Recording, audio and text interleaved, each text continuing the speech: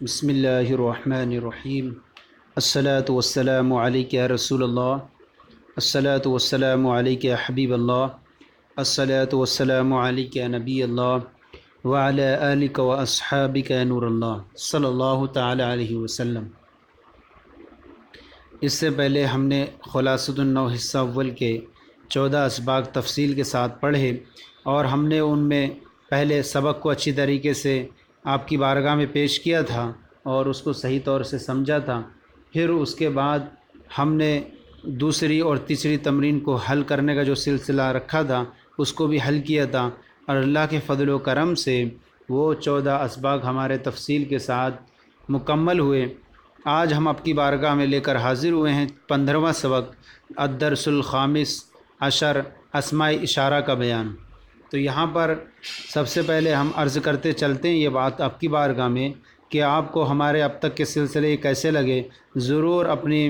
رائے و مشوروں سے ہمیں نوازیں۔ آپ کو اگر بہتر لگیں تو دعائیں دیں اور خوب دوسروں کو بھی ہماری لنک شیئر کریں، خود بھی جوائن ہو، دوسروں کو بھی جوائن کرائیں تاکہ سب کو ثواب مل سکے۔ اور اگر کچھ کمی آئی ہو تو اس کے لیے آپ جو ہیں ضرور کامنٹ باکس میں لکھ کر کے ہمیں آگاہ کریں تاکہ اس کو بہتر سے بہتر درست کہہ سکے، کیونکہ انسان خطا کا مرکب ہے، غلطی اور خطا سے مرکب ہے، تو انسان سے غلطی ہو ہی جاتی ہے۔ اس لیے جہاں تک ممکن ہوگا اچھی طریقے سے پیش کرنے کی کوشش کی جائے گی۔ تو آج ہمارا یہ سبق شروع ہے اسماء اشارہ کا بیان۔ تو اسماء اشارہ کا بیان یہاں پر بیان کریں گے کہ اسم اشارہ کسے کہتے ہیں اور پھر مشار الیہ کسے کہتے ہیں، ان کی تعریف بیان کریں گے۔ پھر اسم اشارہ جو قریب کے لیے آتا ہے وہ کیا ہے، اسم اشارہ جو بعید کے لیے آتے ہیں وہ کون کون سے ہیں، پھر اسم اشارہ مذکر واحد کے لیے کون سے آتے ہیں، مذکر تثنیہ کے لیے کون سے اسم اشارہ آتے ہیں، مذکر جمع کے لیے کون سے اسم اشارہ آتے ہیں، اسی طرح مؤنث کے لیے کون کون سے آتے ہیں۔ یہ ساری تفصیل آج آپ اس سبق میں پڑھیں گے۔ بیان فرماتے ہیں اسماء اشارہ کا بیان، تعریف فرماتے ہیں جو اسم مبصر نظر آنے والی چیز کی طرف اشارہ کے لیے وضع کیا گیا ہو اسے اسم اشارہ کہتے ہیں، جیسے ھذا، ذالک وغیرہ۔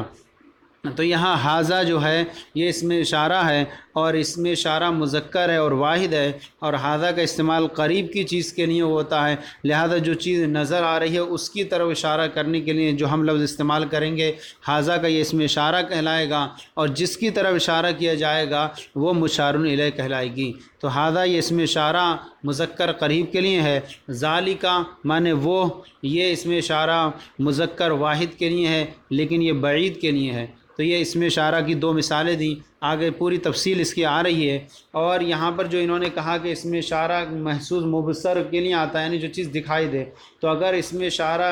سے اگر ایسی چیز کی طرف اشارہ ہو رہا ہو جو محسوس اور مبصر نہ ہو، وہاں اسم اشارت کا استعمال ہو تو وہاں پر کہیں گے کہ یہاں اسم اشارہ کا استعمال مجازن ہوتا ہے۔ تو یہ اسم اشارہ کی تعریف ہوئی۔ پھر بیان فرماتے ہیں اور جس چیز کی طرف اسم اشارہ سے اشارہ کیا جائے اسے مشار الیہ کہتے ہیں، جیسے ھذا القلم، ذالک الکتاب۔ اوپر ھذا اور ذالک دیا تو اس کے حساب سے پھر انہوں نے جو ہے مشار الیہ ایک ایک کے ساتھ مشار الیہ بیان کر دیا۔ تو ھذا جو ہے یہاں پر اسم اشارہ ہے اور القلم مشار الیہ ہے، جو تو ھذا کے ذریعے اشارہ کیا گیا قلم کی طرف، تو جس کی طرف اشارہ کیا جائے وہ مشار الیہ بنے گی، اور جس سے اشارہ کیا جائے وہ اسم اشارہ بنے گا۔ اور چونکہ القلم مذکر ہے اس لیے ھذا مذکر کا استعمال ہوا، اور القلم مفرد ہے تو ھذا مفرد کا استعمال کیا گیا۔ اسی طرح دوسری مثال ذالک الکتاب، وہ کتاب، تو یہاں ذالک اسم اشارہ بعید کے لیے ہے، واحد ہے، مذکر کے لیے، اور کتاب مشار الیہ ہے جس کی طرف اشارہ کیا گیا ہے، اور کتاب مذکر ہے اس لیے ذالک مذکر کا استعمال کیا گیا، اور واحد ہے اس لیے واحد کا استعمال کیا گیا۔ اب یہاں سے بیان فرماتے ہیں کہ اسم اشارہ کی اقسام۔ اسم اشارہ کی جو ہیں دو قسمیں ہیں۔ اولاً تو اسم اشارہ کی دو قسمیں ہیں، اسم اشارہ للقریب، اسم اشارہ للبعید۔ اب اسم اشارہ جو قریب کے لیے ہوں گے وہاں پر بھی 3 حصے مذکر کے بنیں گے، 3 مونس کے بنیں گے، اور جب اس میں اشارہ بعید کے لیے ہو تو وہاں 3 حصے مذکر کے بنیں گے، 3 حصے مونس کے بنیں گے۔ تو گویا کہ کل ملا کر کے 12 ہوں گے، کیونکہ مذکر جو ہے یا تو واحد ہوگا یا تثنیہ ہوگا یا جمع ہوگا، اسی طرح مونس واحد ہوگا یا تثنیہ ہوگا یا جمع ہوگا، پھر اس میں بھی جو ہے قریب ہوگا یا بعید ہوگا۔ تو اس طرح سے ہماری دونوں کی دیکھیں گے تو 3 مذکر کے نکلیں گے پہلی قریب والے میں، اور 3 مؤنث کے نکلیں گے قریب میں، اور اسی طرح 3 مذکر بعید کے لیے نکلیں گے اور 3 مؤنث بعید کے لیے آئیں گے۔ تو یہاں بیان فرماتے ہیں اسم اشارہ للقریب، یعنی وہ اسم اشارہ جسے مشار الیہ قریب کے لیے وضع کیا گیا، یعنی جیسے ھذا، ھذہ وغیرہ۔ تو یہاں یہ اسم اشارہ دونوں ہیں، ھذا یہ مذکر واحد قریب کے لیے ہے اور ھذہ مؤنث واحد قریب کے لیے ہے۔ تو کوئی چیز اگر ہمارے مشار الیہ قریب ہے تو ہمارا اس کے لیے جو استعمال کریں گے وہ یہ ھذا اور ھذہ وغیرہ کا استعمال کریں گے جو قریب پر دلالت کرتے ہیں۔ تو یہ اس میں مشار الیہ کے اعتبار سے فرق پڑتا جائے گا۔ اگر مشار الیہ مذکر ہے ہمارا قریب تو ھذا کا استعمال کریں گے، اور مشار الیہ ہمارا مؤنث قریب ہے تو ھذہ کا استعمال کریں گے، یعنی وہ اسم اشارہ جسے مشار الیہ قریب کے لیے وضع کیا گیا ہے، جیسے ھذا، ھذہ وغیرہ۔ نمبر 2، اسم اشارہ للبعید، یہ تعریف اسم اشارہ بعید، یعنی وہ اسم اشارہ جسے مشار الیہ بعید کے لیے وضع کیا گیا ہو، جیسے ذالکا، تلکا وغیرہ۔ تو ذالکا یہاں دیکھیے اسم اشارہ ہے، واحد ہے، مذکر اور بعید کے لیے ہے۔ تلکا اسم اشارہ واحد ہے اور مؤنث کے لیے ہے، اور یہ بھی بعید کے لیے ہے۔ تو یہاں جب ہمارا مشار الیہ بعید کے لیے وضع کیا گیا، یعنی ہمارا جب ہم کوئی دور کی چیز کی طرف اشارہ کریں تو اس کے لیے ہم اس سے پہلے یہاں اسم اشارہ بعید والا استعمال کریں گے، اور یہ اسم اشارہ مشار الیہ کے اعتبار سے بدلتا رہے گا۔ اگر مشار الیہ ہمارا مذکر ہے، ہم جیسے کہیں ذالک القلم، وہ قلم، تو یہاں پر القلم مشار الیہ مذکر ہے اس لیے ذالکا کا استعمال ہوگا، اور اگر ہمارا مشار الیہ مؤنث ہے تو وہاں پر تل کا استعمال ہوگا، جیسے کہا جائے تلک الدجاجۃ، وہ مرغی، تو وہاں پر مشار الیہ مؤنث ہے اس لیے تلکا کا استعمال ہوگا۔ تو یہ 2 قسمیں ہو گئیں، اسم اشارہ للقریب، اسم اشارہ للبعید، یہ 2 مثالیں دیں یہاں پر، یہ یہاں پر آگے تفصیل آ رہی ہے یہاں پر۔ اب اسم اشارہ للقریب درج ذیل ہیں، ان کے ذریعے مشار الیہ قریب کی طرف اشارہ کیا جائے گا۔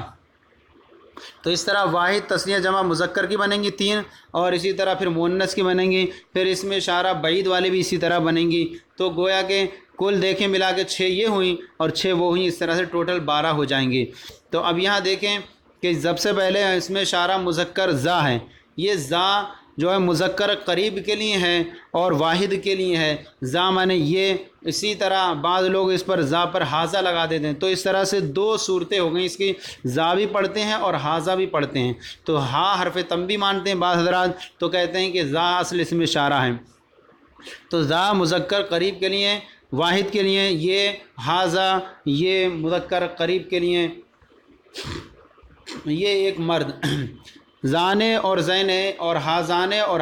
ہازینی۔ تو زانے اور زینے اس حساب سے بنا کہ چونکہ زا سے ہم نے تسنیہ بنایا، اور ہازانے اور حیزینے ہازینی اس لیے بنا کیونکہ ہم نے یہ ہازا کا تسنیہ بنایا ہے، اور ہازا کا تسنیہ ہازانے اور ہازینی ہے۔ اب یہاں پر آپ دیکھ سکتے ہیں کہ دونوں کی 2 صورتیں بیان کی ہیں، زانے اور زینے، ہازانے اور ہازینے۔ تو یہ تو سمجھ میں آ رہا ہے کہ زا کا تسنیہ زانے ہے اور ہازا کا تسنیہ ہازانے ہے، تو یہ ہازینے اور زینے کیوں ہیں؟ تو یہاں جو 2 صورتیں بیان کی ہیں، یہ حالت رفع اور حالت نصبی و جری کی مثال ہے کہ تسنیہ جب حالت رفع میں ہو تو الف کے ساتھ ہوگا، لہذا زانے اور ہازانے یہ حالت رفع کی 2 مثالیں ہو گئیں، اور زینے اور ہازینے یہ جو 2 مثالیں ہیں یہ حالت نصبی و جری کی ہیں کہ جب تسنیہ کا اعراب حالت نصبی و جری میں یا ماقل فتح کے ساتھ ہوتا ہے، اور آپ دیکھ سکتے ہیں کہ یہاں یا ہے اور اس سے پہلے زال پر فتح ہے۔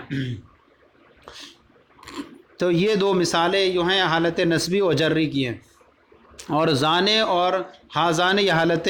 رفیع کی مثال ہیں۔ اور پھر ہے اولائی اور ہا اولائی، تو اولائی اور ہا اولائی یہاں پر بھی حرف تنبیہ لگا کر کے ایک اور اس میں اشارہ ہوا، اور اولائی اس میں اشارہ جمع کے مذکر کے لیے۔ یہ جو اولائی اور ہا اولائی یہ مشترک ہے، اور مشترک کا مطلب یہ ہے کہ اس میں کوئی فرق نہیں ہوتا، دونوں مذکر اور مؤنث کے لیے برابر استعمال ہوتا ہے۔ اگر مذکر ہے ہا اولائی رجال بھی کہیں گے، ہا اولائی نساء بھی کہیں گے، اولائی کا رجال بھی کہیں گے، اولائی کا نساء بھی کہیں گے، تو دونوں کے لیے بالکل استعمال ہوتا ہے، کوئی بھی فرق نہیں ہے، لہٰذا یہ ایک مشترک ہوا۔ اب فرماتے ہیں مؤنث کے آ رہے ہیں، اس میں اشارہ قریب تا اور حاضی۔ تا جو ہے یہ مؤنث واحد کے لیے ہے، اور تا کا معنی یہ ایک عورت، اور اس پر حاضی یہ مؤنث ہے، حاضی حاضہ مذکر تھا اور حاضی مؤنث ہے، اس کا معنی بھی ہے یہ ایک عورت، تو حاضہ کا استعمال مذکر کے لیے کرتے ہیں اور حاضی کا استعمال مؤنث کے لیے کیا جاتا ہے۔ پھر یہاں پر آگے آ رہا ہے تانے اور تینے اور ہاتانے اور ہاتینے، تو یہ اوپر ہی کی طرح ہے دو مثالیں۔ تانے جو ہے حالت رفیع کی مثال ہے کہ مؤنث جب تثنیہ ہو اور حالت رفیع میں ہو تو اس کا اعراب الف کے ساتھ ہوگا، اور حالت نسبی جری میں ہو تو اس کا اعراب حالت نسبی و جری میں یا ہوگی اور ما قبل اس کے فتح ہوگا، جیسے آپ تینے میں دیکھ رہے ہیں یا ہے اور اس سے ما قبل تا پر فتح ہے۔ اسی طرح ہاتانے یہ حاضی کا تثنیہ ہے، ہاتانے اور ہاتینے، تو ہاتانے جو مثال ہے یہ تثنیہ مؤنث حالت رفیع کی ہے، یہ تثنیہ مؤنث حالت رفیع میں الف کے ساتھ ہوتا ہے اور حالت نسبی جری میں یا ما قبل فتح کے ساتھ ہوتا ہے، جیسے ہاتینی میں آپ دیکھ رہے ہیں۔ اور اولائے اور ہا اولائے تو اوپر جیسے ہوا جمع مذکر کے لیے، ایسی طرح جمع مؤنث کے لیے بھی آتا ہے۔ تو یہ ہوا اس میں اشارہ للبعید۔ اب اس میں اشارہ قریب ہو گیا، اس میں اشارہ للبعید درج ذیل ہیں، ان کے ذریعہ مشار الیہ بعید کی طرف اشارہ کیا جائے گا۔ اب یہاں اس میں اشارہ مذکر قریب والے ہو گئے اور مؤنث قریب والے ہو گئے، واحد تثنیہ جمع، اسی طرح واحد تثنیہ جمع مؤنث۔ اب اسی طرح بالکل سیم اسی طرح سے واحد تثنیہ جمع مذکر و مؤنث، لیکن صرف فرق ہوگا کہ وہاں جو ہے قریب کے لیے استعمال ہونے والے اسماء اشارت ہے اور یہاں بعید کے لیے استعمال ہونے والے اسماء اشارہ ہیں۔ تو بیان فرماتے ہیں ذاکا یہ مذکر واحد کے لیے ہے، اور مذکر واحد کے لیے ذاکا وہ ایک مرد، ذالکا ذاکا بھی استعمال ہوتا ہے اور ذالکا بھی استعمال ہوتا ہے، وہ ایک مرد۔ اب تثنیہ یہاں پر ہے ذاکا تثنیہ ذالکا، ذاکا تثنیہ زانکا اور ذالکما ذاکا زانکا اور زینکا، تو زانکا اور زینکا یہ جو ہیں دو تثنیہ ہیں، اور زانکا جو ہے حالت رفعی میں ہے اور زینکا جو ہے حالت نسبی و جری میں ہے، کیونکہ تثنیہ کا اعراب حالت رفعی میں الف کے ساتھ ہوتا ہے اور حالت نسبی جری میں یا ما قبل فتح کے ساتھ ہوتا ہے، لہذا زانکا میں آپ زال دیکھ رہے ہیں اس کے بعد الف ہے اور ما قبل اس کے فتح ہے، اور زینکا میں یا دیکھ رہے ہیں اور اس سے ما قبل فتح ہے۔ تو یہ مذکر کی مثالیں ہیں تثنیہ کی زانکا اور زینکا، اور پھر جمع کی مثال یہ اولائکا۔ اولائکا جس طرح ہا اولائے اولائے جو مشترک تھا مذکر مؤنث میں، ایسے یہاں پہ اولائکا بھی مشترک ہے مذکر مؤنث میں، کو دونوں میں کوئی فرق نہیں ہے، اولائکا رجال بھی کہیں گے، اولائکا نساء بھی کہیں گے۔ تو یہ مذکر جمع کی مثال ہو گئی۔ اسی طرح مؤنث واحد بعید کے لیے کیا استعمال ہوتا ہے؟ واحد کے لیے تاکا اور تلکا۔ تاکا کہیں گے تاکر رجل، تاکل امراۃ، تاکن بنتو، تلکل بنتو، اس طرح کی مثالیں استعمال کریں گے اس کے لیے کہ ہمارا مشار الیہ اس کے بعد جو آئے گا وہ مؤنث آئے گا، کیونکہ ہمارا اس میں اشارہ مؤنث ہے تو اس کے بعد مشار الیہ بھی مؤنث آئے گا۔ اب یہ تانیکا اور تینیکا یہ بھی مثالیں ہیں تثنیہ کی، لیکن یہ تثنیہ مؤنث کی ہیں، اور یہ تانیکا جو مثال ہے حالت رفعی تثنیہ کی ہے، اور تینیکا حالت نسبی و جری تثنیہ کی حالت ہے کہ حالت نسبی و جری میں تثنیہ کے اعراب یا ما قبل فتح کے ساتھ ہوتا ہے، اور حالت رفعی میں یا ما قبل الف ما قبل الف کے ساتھ ہوتا ہے۔ اور پھر جو اولائکا یہ جو ہے مثال، یہ دونوں بالکل سیم ہے، اولائکا اوپر والا بھی اور یہاں والا بھی، کیونکہ مذکر و مؤنث اس میں اشارہ بعید اور قریب میں دونوں جو ہیں بالکل مشترک ہوتے ہیں، یکساں ہوتے ہیں، ان میں کوئی فرق اس میں اشارہ میں نہیں ہوتا۔ تو یہاں ہمارے جو ہے اس میں اشارہ قریب اور بعید کو ہم نے تفصیل سے بیان کر دیا اور اس کے تحت دونوں کی تعریف ہو گئی۔ اب یہاں سے کچھ فوائد بیان فرماتے ہیں جن کا استعمال آپ کے لیے بہت زیادہ مفید رہے گا۔ فرماتے ہیں قواعد و فوائد۔ نمبر 1، اس میں اشارہ اور مشار الیہ کا مذکر مؤنث واحد مثنی اور مجموع ہونے میں برابر ہونا ضروری ہے۔ یعنی اس میں اشارہ و مشار الیہ کا مذکر مؤنث واحد مثنیٰ مراد تثنیہ اور مجموع ہونے میں برابر ہونا ضروری ہے۔ اگر ہمارا مشار الیہ واحد ہے تو ہمارا اس میں اشارہ بھی واحد آئے گا، اگر ہمارا مشار الیہ تثنیہ ہے تو ہمارا اس میں اشارہ بھی تثنیہ آئے گا، اگر ہمارا مشار الیہ جمع ہے تو ہمارا اس میں اشارہ بھی جو ہے جمع آئے گا۔ یہ الگ بات ہے کہ اب ہمارا جو ہے مشار الیہ مذکر ہے تو اس کے لیے اشارہ مذکر ہی استعمال کریں گے، اس میں اشارہ مؤنث ہے تو اس کے لیے اس میں اشارہ جو ہے مؤنث کا استعمال کریں گے۔ جیسے کہ آپ مثالوں میں دیکھ سکتے ہیں، ھذہ القلم، ھذا القلم، ھذہ الکراسۃ، یہ قلم، یہ کاپی۔ تو دیکھیں یہاں پر القلم مشار الیہ مذکر ہے اور واحد ہے، تو اس لیے اس میں اشارہ واحد و مذکر کا استعمال یہاں پر کیا گیا، یہ قلم۔ ھذہ الکراسۃ، یا یہ کاپی، تو یہاں پر الکراسۃ مؤنث ہے اور قرا مشار الیہ جب مؤنث ہو تو اس میں اشارہ بھی مؤنث استعمال ہوتا ہے، لہذا یہاں پر ھذہ مؤنث کا استعمال کیا گیا، اور واحد ہے لہذا اس میں اشارہ واحد کا استعمال کیا، اس لیے قاعدے کے مطابق بالکل دونوں مثالیں بالکل درست ہیں۔ دو مثال بیان فرماتے ہیں۔ نمبر 2، غیر عاقل کی جمع کی طرح اشارہ کے لیے اس میں اشارہ واحد مؤنث لایا جاتا ہے، یعنی غیر عاقل کی جمع ہو تو وہاں یہ تو قاعدہ عام طور پر ہے ہی ہے کہ مشار الیہ کے اعتبار سے مذکر اس میں اشارہ واحد مؤنث تثنیہ جمع ہونے میں برابر ہوگا، لیکن غیر عاقل میں تھوڑا یہ فرق ہے کہ غیر عاقل کی اگر جمع ہے اور مشار الیہ جمع ہے، اگرچہ غیر عاقل کی ہے تو وہاں اس میں اشارہ واحد اور مؤنث کا استعمال کریں گے۔ جیسے غیر عاقل کی جمع کی طرف اشارہ کے لیے اس میں اشارہ واحد مؤنث لایا جاتا ہے، جیسے ھذہ العلوم تلک الکراسات۔ تو ھذہ العلوم میں العلوم جو ہے یہ ہمارا مشار الیہ اور جمع ہے، لیکن غیر عاقل کی جمع ہے، علم کے اندر کوئی سننے سنانے کی صلاحیت نہیں ہے، اس لیے اس کے پہلے جو ہے ھذہ مؤنث اور قریب اور واحد کا استعمال کیا گیا،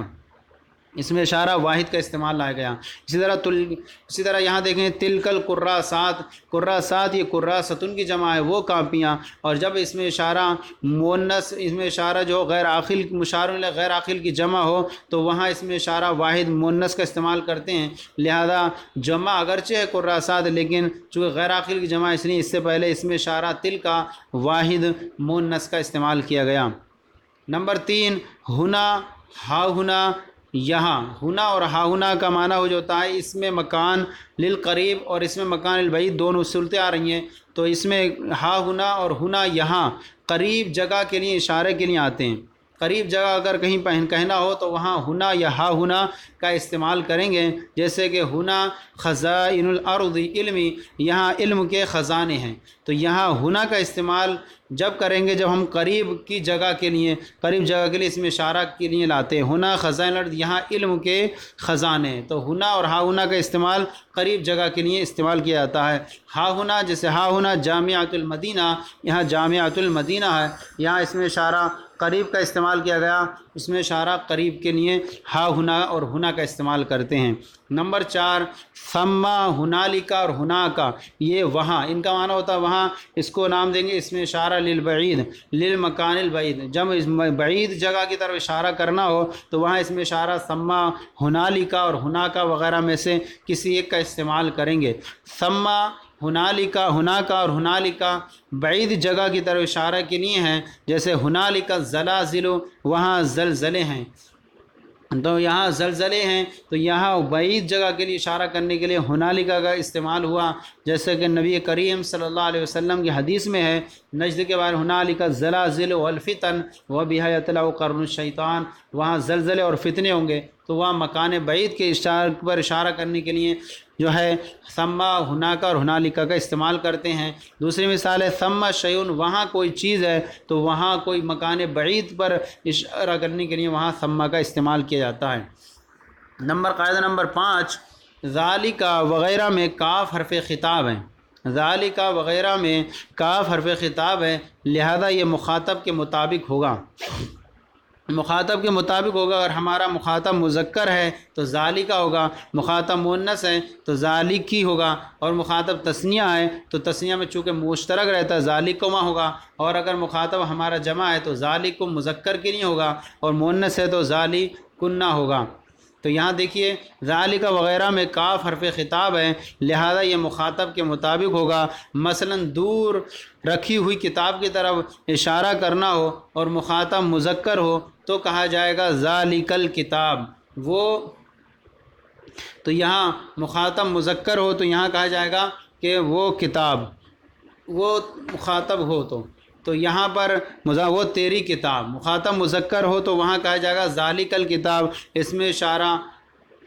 دور رکھی ہوئی کتاب کی طرف اشارہ کرنا ہو، مخاطب مذکر ہو تو وہاں ذالک کاف حرف خطاب ہوگا اور مخاطب کے مطابق ہوگا، مخاطب مذکر ہے ہمارا تو اب یہاں پر کہیں گے کہ ذالک الکتاب، وہ تیری کتاب، اور مخاطب مؤنث ہو تو کہا جائے گا ذالک الکتاب، وہ تیری کتاب، وہ تو مؤنث کی کتاب۔ تو یہاں پر مخاطب اور مؤنث کے مذکر و مؤنث کے اعتبار سے کاف حرف خطاب میں تبدیلی آتی جائے گی۔ اگر مخاطب ہمارا اسی طرح آگے بیان فرما رہے ہیں، اسی طرح مخاطب تثنیہ ہو تو کہا جائے گا ذالکم الکتاب، تم دو مذکر ہو یا مؤنث ہو کی کتاب۔ کیا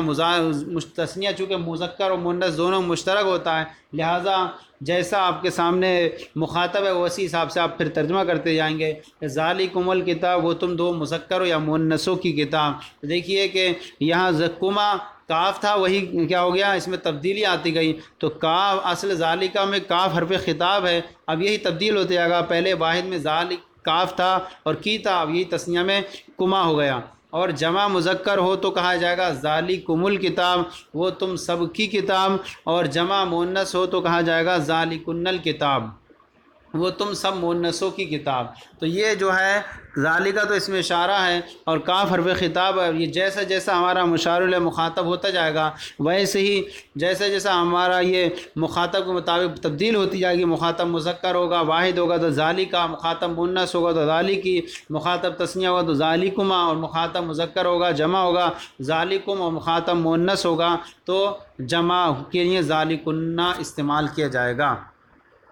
اب یہاں پر یہ جو ہے بیان کر دیا، لیکن میں مجھے مفید فائدہ ایک لگا تو میں آپ کے سامنے پیش کر دیتا ہوں کہ ترکیب کا ہمیں طریقہ کیا ہوگا، کیسے ہم پہچانیں گے ترکیب کرتے ہوئے اس میں۔ تو یہاں پر فرماتے ہیں، کچھ ایک طریقہ بیان فرما رہے ہیں، بہت اچھا ہے، اس کو ذہن میں رکھ لیں۔ فرماتے ہیں کہ اگر اس میں اشارہ کے بعد کوئی اس میں نکرہ آ جائے تو اس میں اشارہ کو مبتدا اور اس میں نکرہ کو خبر بنائیں گے۔ جیسے آ جائے ھذا کتابن، تو ھذا اس میں اشارہ اور کتابن اس کے بعد آیا اور یہ اسم نکرہ ہے، تو کہہ رہے ہیں یہ کتاب ہے، ھذا اس میں اشارہ، اس کو ترکیب کس طرح کریں گے؟ اگر اس میں اشارہ کے بعد مشار الیہ نکرہ آئے تو کیا ترکیب کریں گے؟ تو کہیں گے ھذا اس میں اشارہ مبتدا، کتابن اس کی خبر بنے گی۔ تو یہ آسان ترکیب ہے معرفہ جبکہ مشار الیہ نکرہ استعمال ہو اس میں اشارہ کے بعد۔ اور اگر اس میں اشارہ کے بعد کوئی اسم معرفہ آ جائے، معرف باللام آ جائے، تو اب اس کی ترکیب کی 3 طریقے ہیں۔ تو اگر اس میں اشارہ کے بعد جو ہے مشار الیہ معرف باللام آ جائے تو اس کی 3 ترکیب ہیں کرنے کی۔ جیسے نمبر 1 ترکیب یہ ہے کہ اس میں اشارہ کو موصوف بنائیں اور معرف باللام کو صفت، جیسے کہ مثال ہے ھذا القلم طویل، تو ھذا کے بعد اس میں اشارہ مشار الیہ جو آیا القلم، یہ جو ہے معرف باللام ہے۔ اب اس کی ترکیب کے طریقے کیا ہیں؟ تو پہلا جو نمبر طریقہ ترکیب کا یہ ہے کہ ھذا اس میں اشارہ موصوف، القلم صفت، موصوف صفت سے مل کر مبتدا اور طویل خبر، یہ ایک عام طور پر قائد ہے۔ تو ھذا کو اس میں اشارہ موصوف، القلم صفت، موصوف صفت سے مل کر مبتدا اور طویل خبر۔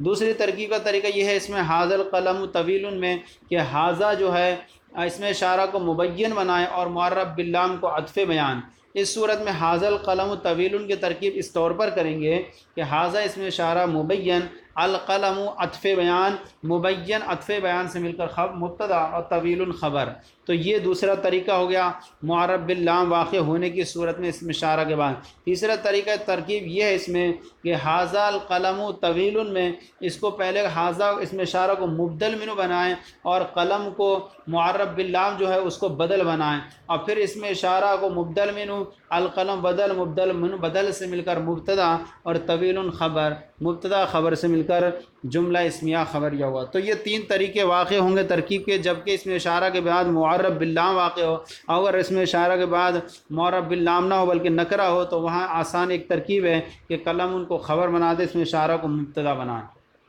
تو یہ ہمارا جو ہے سبق اللہ کے فضل سے پورا ہوا۔ اب ہم طریقے تمرین کی طرف چلتے ہیں۔ ہمارا تمرین کا طریقہ یہ ہے کہ ہم تمرین میں جو ہے دوسری اور تیسری تمرین کو حل کرتے ہیں، پہلی تمرین کو ہم چھوڑتے ہوئے چلتے ہیں، کیونکہ پہلی تمرین کا تعلق جو ہے طلبہ سے سننے اور سنانے پر موقوف ہوا کرتا ہے، اس لیے ہم تمرین نمبر 1 کو چھوڑ کر کے دوسری کی طرف آتے ہیں۔ دوسری والی تمرین میں چونکہ غلطیوں کی نشاندہی ہوتی ہیں، اور تیسری تمرین میں سبق کا دار و مدار اور نچوڑ رہتا ہے کہ آپ نے سبق کتنی فیصد سمجھا ہے، تو آپ تیسری تمرین حل کر پائیں گے۔ تو یہاں دیکھیں تمرین نمبر 2 غلطی کی نشاندہی کریں۔ یہاں تمرین نمبر 2 میں جملہ نمبر 1 ہے، یہاں پر کچھ غلط ہے، یہاں درست کرنا ہے ہم نے پیچھے پڑھے ہوئے کی روشنی میں، کہ جس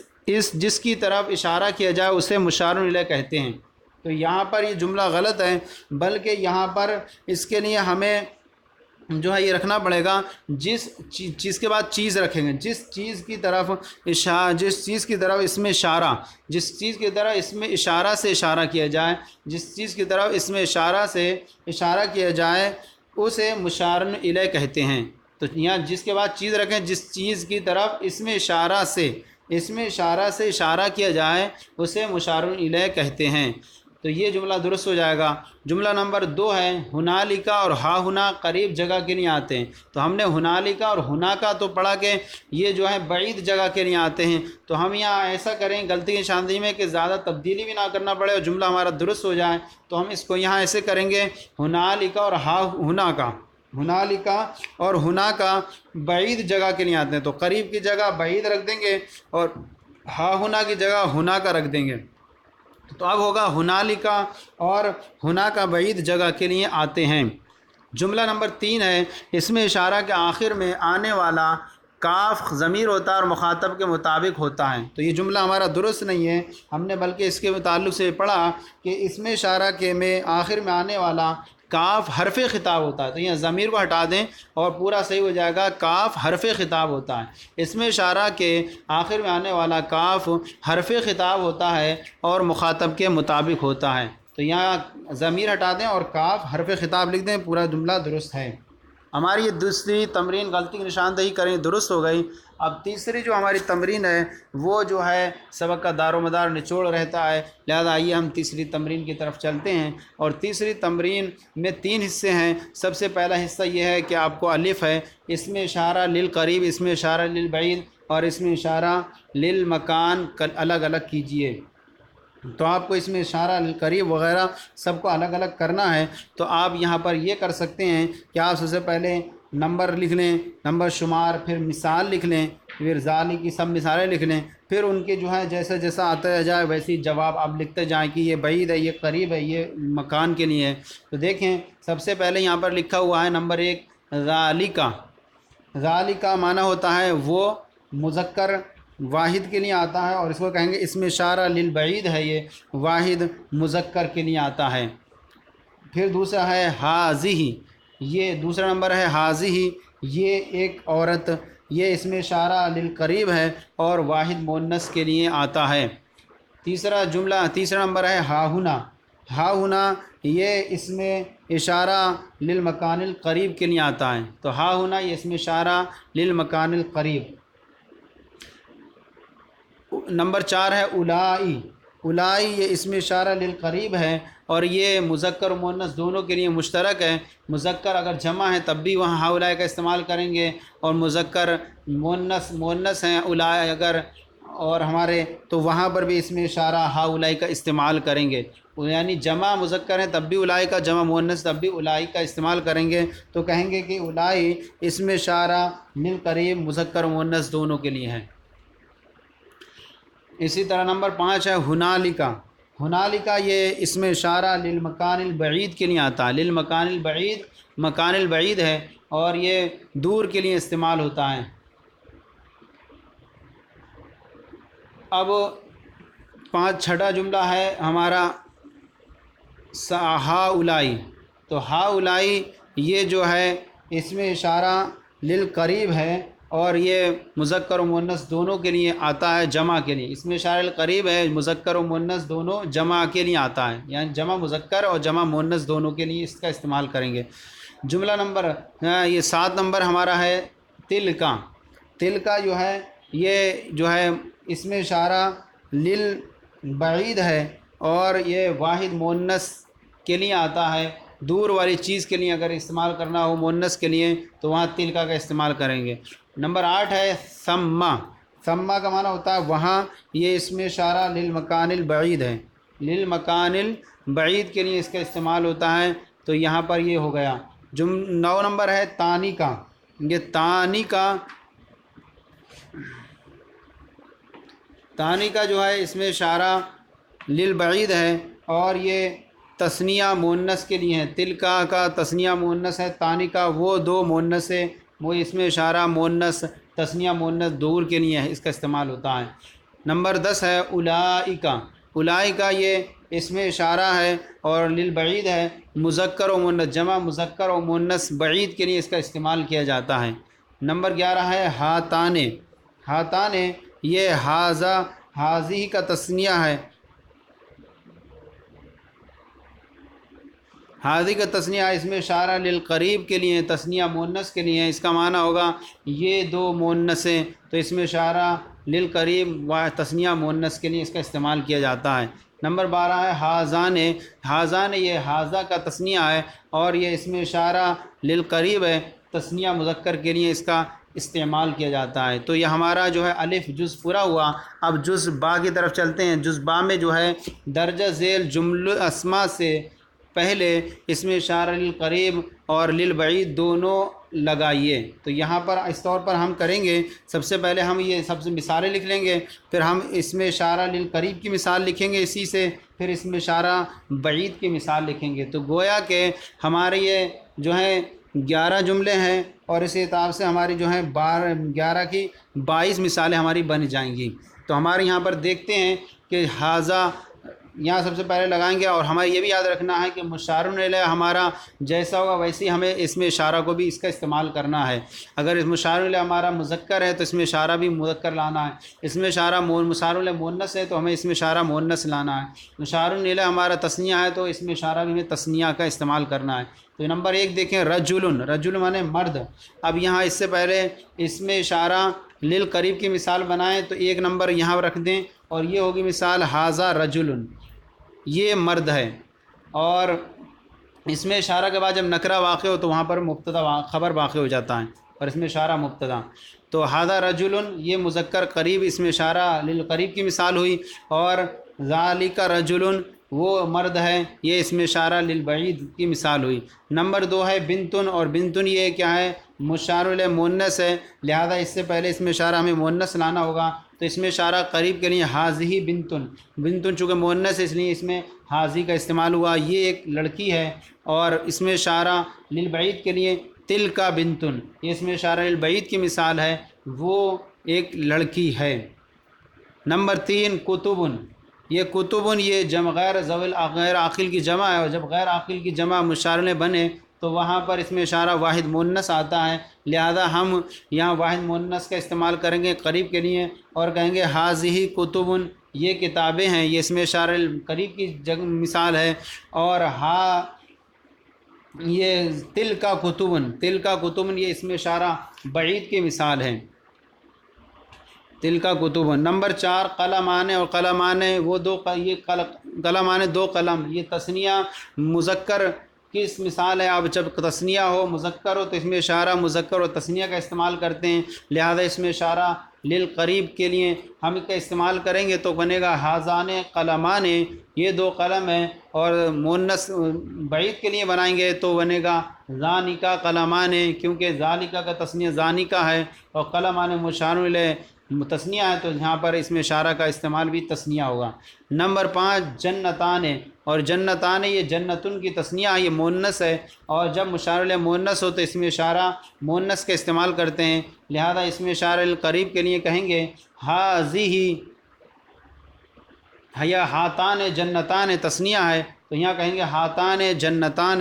یہ 2 جنتیں ہیں، اور پھر اس کے لیے استعمال کریں گے تانی کا جنتان، یہ اس میں اشارہ بعید کی مثال ہو جائے گی۔ نمبر 6 تفاحن، سیب، سیب مذکر ہے اور مشار الیہ مذکر ہو تو اس میں اشارہ مذکر کا استعمال کرتے ہیں، لہذا اس میں اشارہ للقریب کی جو مثال ہوگی، اس میں اشارہ للقریب کی مثال ہوگی ھذا تفاحن، یہ سیب ہے، اور اس میں اشارہ بعید کی مثال ہوگی ذالک تفاح، وہ سیب ہے۔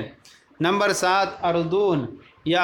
اردون کی جمع ہے، اور یہ اردون جو ہے مؤنث سمائی ہے، اور یہ لہذا اس کے ساتھ جو اس کا استعمال کریں گے ہم وہاں پر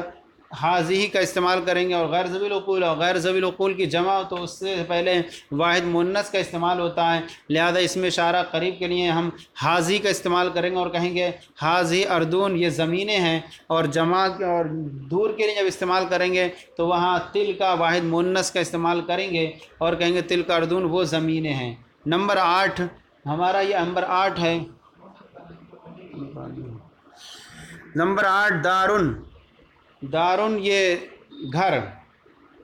نمبر 8 دارن گھر، اور اس کا معنی گھر، اور یہ مؤنث سمائی، اور مؤنث سمائی ہو تو اس کے ساتھ اس میں اشارہ مؤنث کا استعمال کرتے ہیں، تو اس میں اشارہ مؤنث قریب کے لیے حاضی کا استعمال کرتے ہیں، تو کہیں گے حاضی دارن، یہ گھر ہے، اور یہ اس میں اشارہ قریب کی مثال ہوگی۔ اس میں اشارہ بعید کی مثال تل کا دارن، یہ اس میں اشارہ بعید کی مثال ہو جائے گی۔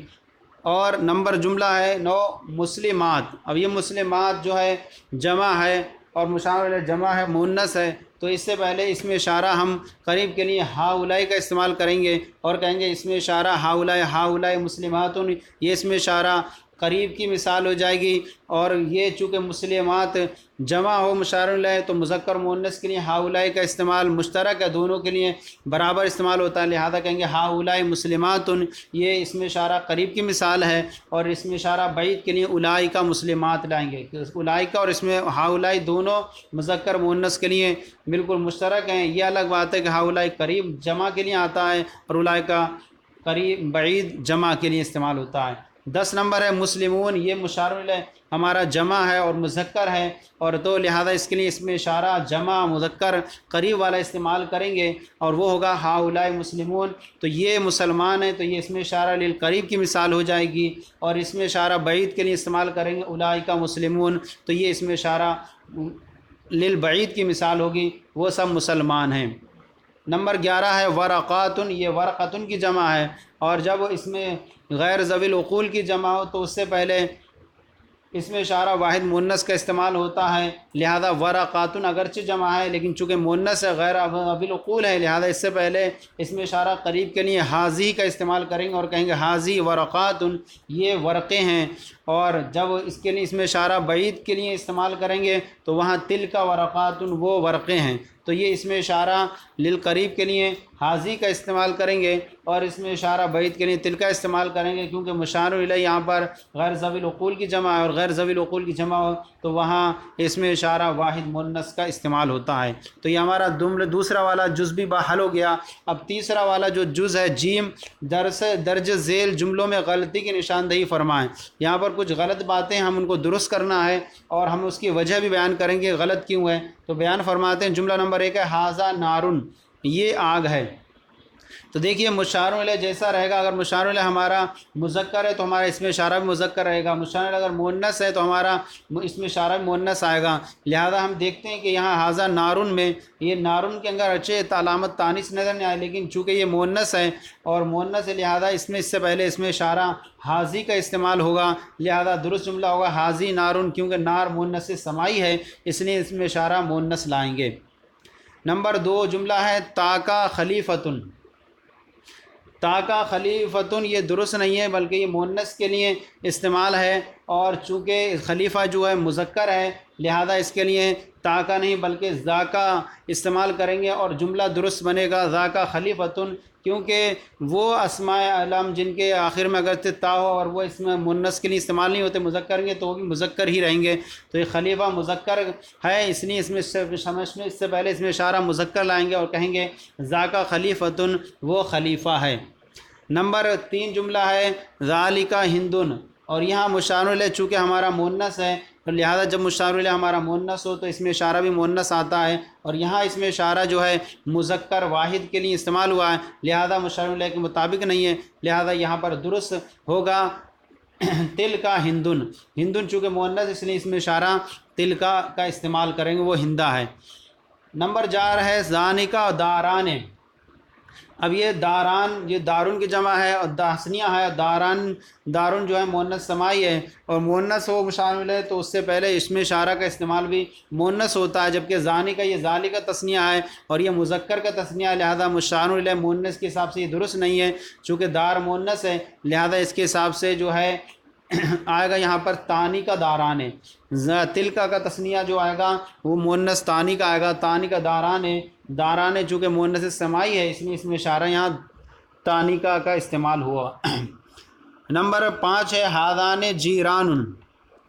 ہادان جیران، یہ جیران جمع ہے، اور فرمایا گیا جب مشار الیہ جمع ہو تو اس میں اشارہ کا استعمال بھی جمع ہوتا ہے، لہذا یہاں پر ہادان جو یہ تثنیہ کے لیے ہے اور مشار الیہ جمع ہے تو حساب سے مطابقت نہیں ان کے اندر، لہذا جمع کے اعتبار سے یہاں پر اس میں اشارہ جمع کا استعمال ہوگا، اور جمع کا استعمال ہاذا کا، ہازانے کا جمع ہاؤلائے آتا ہے، لہذا اصل ہوگا ہاؤلائے جیران، یہ پڑوسی ہیں، چونکہ جیران جمع ہے جار کی، اس لیے اس میں اشارہ جمع لائے۔ نمبر 6 ہے ہاذا انہارن، ہاذا انہارن، یہ انہار یہ نہرن کی جمع ہے اور غیر ذوی العقول کی جمع ہے، اور جب غیر ذوی العقول کی جمع ہو مشار الیہ تو وہاں پر اس میں اشارہ واحد مؤنث کا استعمال کرتے ہیں، اور ہاذا چونکہ مذکر ہے اس لیے یہ مشار الیہ کے اعتبار سے درست نہیں ہے، لہذا یہاں پر ہوگا ہاذہ انہارن، یہ نہریں ہیں، ہاذہ انہارن جمع غیر ذوی العقول ہے، اس لیے اس میں اشارہ واحد مؤنث کا استعمال کیے۔ 7واں جملہ ہے تا کا کتابن، تا کتابن، تو تا یہ جو ہے مؤنث کے لیے استعمال ہوتا ہے، واحد مؤنث کے لیے، اور کتاب چونکہ مشار الیہ مذکر ہے لہذا مذکر مشار الیہ کے اعتبار سے تا کا استعمال اس میں اشارہ درست نہیں ہے، کیونکہ مشار الیہ جیسا ہو مذکر ہو تو اس میں اشارہ کا بھی مذکر کا استعمال کرتے ہیں، لہذا اس کی جگہ پر جو ہے ذاکا کتابن کا استعمال کریں گے اور کہیں گے کہ کتاب مذکر ہے تو اس میں اشارہ مشار الیہ مطابقت ہو جائے گی، کتاب چونکہ مذکر اس نے اس میں اشارہ مذکر ذاکا کا استعمال کیا۔ نمبر 8 ہے حاذہ دیکن، یہ دیکن چونکہ مذکر ہے اور مشار الیہ جب مذکر ہو یا واحدی ہو تو وہاں پر اس میں اشارہ مذکر کا استعمال کرتے ہیں، اور یہاں پر اس میں اشارہ مؤنث کا استعمال ہے، لہذا مشار الیہ کے مطابق نہیں ہے، اس لیے یہاں پر حاذی کی جگہ حاذا ہوگا تاکہ مشار الیہ کے مطابق ہو جائے، مشار الیہ مذکر ہے اور حاذا بھی مذکر ہوگا، تو اب درست جملہ ہوگا حاذا دیکن، یہ مرغ ہے چونکہ دیک مذکر اس نے اس میں اشارہ واحد مذکر حاذا کا استعمال کیے۔ تو اللہ کے فضل و کرم سے ہمارا یہ 15واں سبق اسماء اشارہ کا بیان تفصیل سے مکمل ہوا۔ اللہ تعالیٰ کی بارگاہ میں دعا ہے کہ مولا کریم ہم سب کے علم میں عمر میں بے شمار برکتیں عطا فرمائے۔ آپ کو ہمارے ویڈیو کیسے لگ رہے ہیں اب تک اس کے بارے میں اپنی کمنٹ اور رائے سے نوازیں تاکہ اس سلسلے کو آگے مزید بڑھایا جا سکے، آپ کی دعائیں شامل حال رہیں گی، اگر کچھ کمی نظر آئے تو ضرور آگاہ فرمائیں تاکہ بہتری لائی جا سکے، کیونکہ انسان غلطیوں سے مرکب ہے، کہیں نہ کہیں کا تو خطا کا امکان رہتا ہی ہے، اس لیے کوشش تو یہی کی جاتی ہے کہ اچھے طریقے سے آپ کو مواد پیش کیا جائے۔ آپ کو لگ رہا ہوگا کہ سبق تفصیل سے بڑا ہو جا رہا ہے، ہم نے چونکہ تفصیل اس لیے کی ہے، حالانکہ بعض احباب کو یہ کہتے ہوں گے اتنی تفصیل کی کیا ضرورت تھی، لیکن چونکہ یہ ایک عمومی سبق بنائے جا رہے ہیں کہ اس میں ہر کوئی بھی جو ایک ادنا سے ادنا طالب علم بھی سنے تو اس کو عام طور پر سمجھ میں آ جائے، اس لیے اس میں جو ہے بہت تفصیل بیان کر کے بیان کیے جا رہے ہیں تاکہ کسی کو بھی کچھ پریشانی نہ ہو اور ہر طریقے سے خلاصہ ہو جائے سامنے، اس لیے اللہ تعالیٰ آپ کے علم میں عمر میں بے شمار برکت عطا فرمائے۔ پھر حاضر ہوں گے آپ کی بارگاہ میں دوسرا لیسن لے کر کے۔